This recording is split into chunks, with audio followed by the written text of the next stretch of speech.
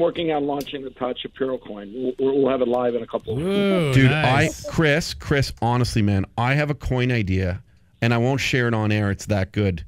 Can I pitch it to you in the Bahamas when we go on February 28th? Pitch away, baby. That's all people do to me these days. I go to dinner, people pitch me crypto. I go to eat lunch, people pitch me crypto. What's going on? The Todd Shapiro Show. Canada Laughs. Sirius XM 168. Todd, you're actually going to be the judge of the big ICO pitch that Victory Square is going to be giving away $100,000 to the best ICO pitch down in Bahamas. So maybe we'll do a pitch, and then you could do your secret unveiling of your coin at the end. Actually, I don't even want to be a judge, Jen. I just want to be the pitch. It's that good. Start working on that white paper, brother. Start working on that white paper. I want the 100K. That's an amazing thing. Polycon18.com. And yes, there's an ICO pitch competition there for $100,000 in investment deals. Unbelievable. I get to be a judge with Israel and Chris. Chris, why don't you give me a little bit about your history? Jen speaks so highly about you. God, if only she knew a couple years ago when I lost all my money in Mt. Gox. If you know anything about crypto, about 4 years ago, a company called Mt. Gox, which did, I want to say probably 80% of all the exchange trading in the world at the time out of Japan, they went belly up. They said they got hacked. Everyone lost all their money. I literally had all my life savings and everything wrapped up into there, about $7 million at the time. Was actually homeless for about 30 days. But over the last 2 years, I've invested in over 105 ICOs, found my way down the path again, and I think crypto is probably one of the biggest life-changing things that anybody can do with their money. You look at the future and the roadmap, and over the last 9 years, Bitcoin has had not 1 year where it hasn't increased in value. And the simple law of supply and demand says that there's only 21 million Bitcoin ever going to be created.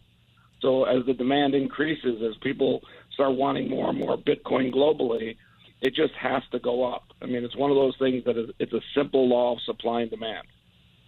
Yeah, I mean, listen, that makes sense to me. And one of the things that, I've studied very carefully is watching these dips and then watching sort of the news stories or the fear-mongering kind of media start to go, oh, there it goes, it's going to go to zero. And, it's almost like they're hoping for that to happen and instilling fear. And with every dip, like in anything in life, if you just sort of ride it out, it's gone back up. And then this one goes back up tenfold.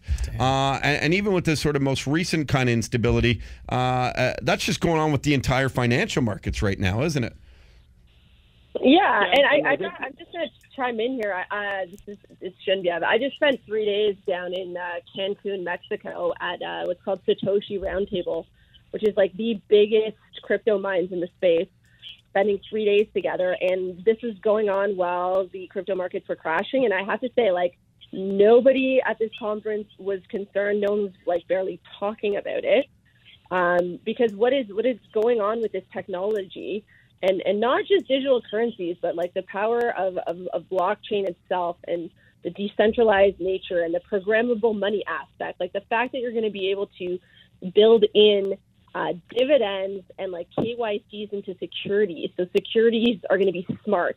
Like all this technology, like that, it's fundamentally going to change the world. And it's way beyond it's just what's happening in the day-to-day price moves in even though they're very wild in Bitcoin or Ethereum or any of these altcoins. Like it's way bigger than that, right, Chris? Like it's there's so much more happening here that Main Street and Wall Street is not really understanding. Well, I'll say a few things that Jen probably will never say on the air or probably can't say just to keep her image up. But the beauty of crypto is that it takes the power away from the scumbag bankers of Wall Street, who have basically done everything to ruin the financial markets for the entire life. So I think when people take power and control over their financial assets, that's what the blockchain really does, and it does it on a global basis. Yeah, man, it's all a fugazi. I saw Wolf of Wall Street, but come up with a great new idea and just get them to invest in that, and then where they're getting the fees, motherfucker. But anyway,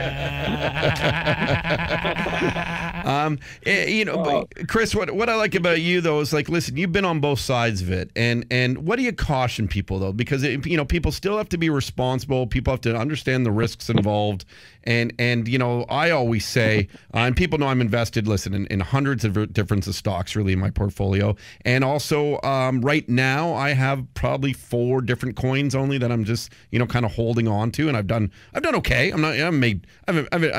can't buy a Lambo, but what do you caution people with, Chris? First of all, Todd, it's pronounced holdling. That's right. What's the acronym again? Hold on for dear life, but the L's before the D, or no, D's before the L. Yeah. What? HODL. Yeah. So pretty funny story behind how that happened. So a few years ago, a guy, and Chris, you know the story better than me, but he got pretty drunk one night during one of these crypto sell-offs, and he was at home on his computer and posted on Reddit a whole blurb about how gonna hold on to his crypto, blah blah blah, but he misspelled hold a bunch of times, and it's HODL, and it's just caught on virality, and everybody's been using it ever since. Actually, until you just told that story, I'd never known that before. Actually, I'm glad I learned that story. Wow. If I may ask, hold on for dear life, and hold on, don't let go. What establishments use Bitcoin? What can you spend it on? You can buy a Lamborghini. Yeah. Oh, nice. Because I think I saw what is it, like a ATM at a shawarma shop in Ottawa last weekend that sold Bitcoins. Yeah, if you look at companies like BitPay, and there's other companies that have Visa debit cards, there's companies out there that'll literally let you have a debit card that's hooked onto the Visa network, where you can literally spend your Bitcoin on anything that Visa has accepted. So in reality, the translation between Bitcoin and fiat is passive these days. There's enough technologies out there that allow you to spend Bitcoin anywhere that Visa is accepted. Why is there only 21 million of them? Because this little guy, Satoshi Nakamoto, decided to say, hey, listen, I want a finite supply of money. I'm sick and tired of watching the governments print more money anytime they want to print more money. If you look at it, printing more money has been what's gotten governments into debt. It's caused massive economic inflation. And at the end of the day, the crypto and Bitcoin in particular has the best solution to that problem by creating a finite supply, which makes the value of money, which should always go up in value. But I tell people this all the time, my friends, everyone. You put $1,000 in your checking account at the bank today. A year from today, it's still $1,000. Probably doesn't even buy you as much as it did a year ago. But you put $1,000 in Bitcoin today, and a year from now, you look at that Bitcoin, I promise you, it's worth more than $1,000. I don't know what it's worth, but it's historically gone up in value. And that's the beauty of Bitcoin. You don't have to spend it every day. You don't have to spend it on life's expenses. You can just hang on to it. Or you can trade it and then do whatever you want with it. But the one beauty of it is, because there's a finite supply and the market out there is continuing to expand and grow globally, not just in the U.S. or Canada, globally, that demand is going to make the value of that token, that financial asset, go up in value. So it's going to be a primary currency, you think? I don't know if it's going to be a primary one, but it is definitely the big dog that eats at the bowl first. And the big dog is always the hungriest one of them all.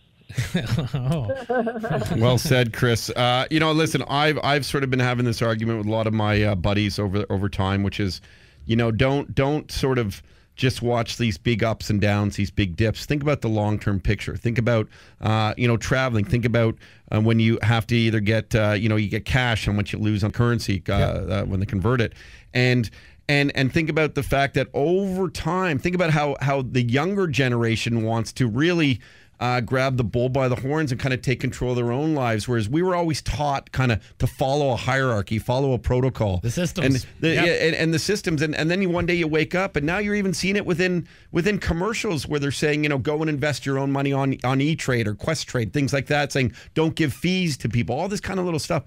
People can take control. And I always just remind people cautiously, I have nothing to stand to gain on this. You just got to make your own due diligence, your own careful investments, but you should learn learn about it because you also don't want to get caught behind it all. And you also don't want to get caught in some of the scams because, Genevieve, is it safe to say there are some scams out there?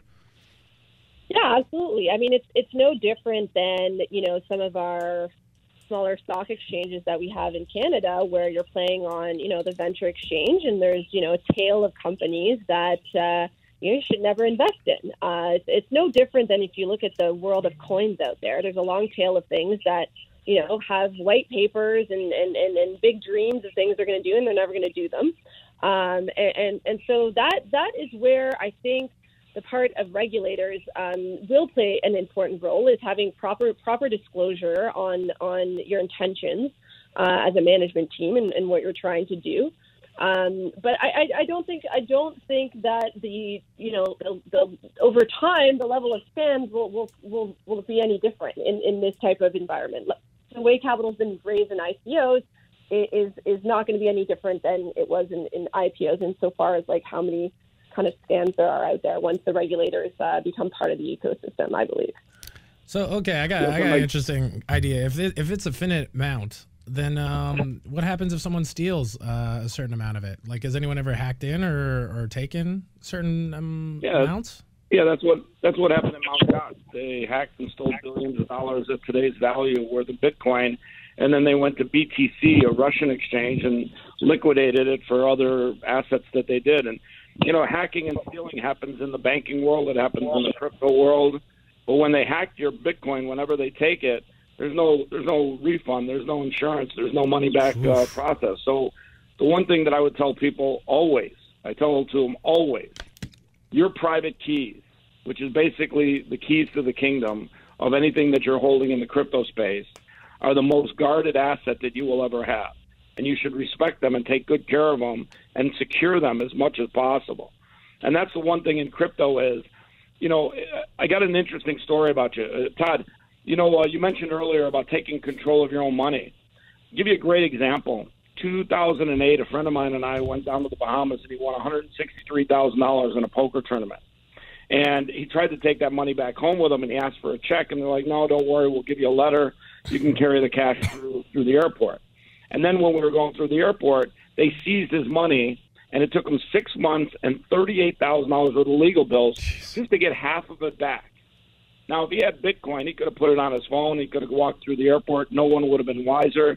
And that's the beauty of Bitcoin is Bitcoin, for the first time ever, gives you control of your bank, you control of your assets, you control your private keys, not some third-party bank, not somebody at the airport that can grab a big wad of cash from you. And that's really the one thing that Bitcoin has done is it's given people on a global basis control of their money for the first time. Yeah, it's tough to go down the street and just, grab someone's phone to take their Bitcoin like someone might do in the old days. You hear a story of someone grab a purse and run away with it. I got robbed like a week ago. You got robbed. You can't. Yeah. And this would be, they'd have to get your Google Authenticator number. They'd have to, it's like, it was hilarious. He just went I was working out at the gym. He just went into my locker. He took my wallet. And because now they have those Visa debit things on it.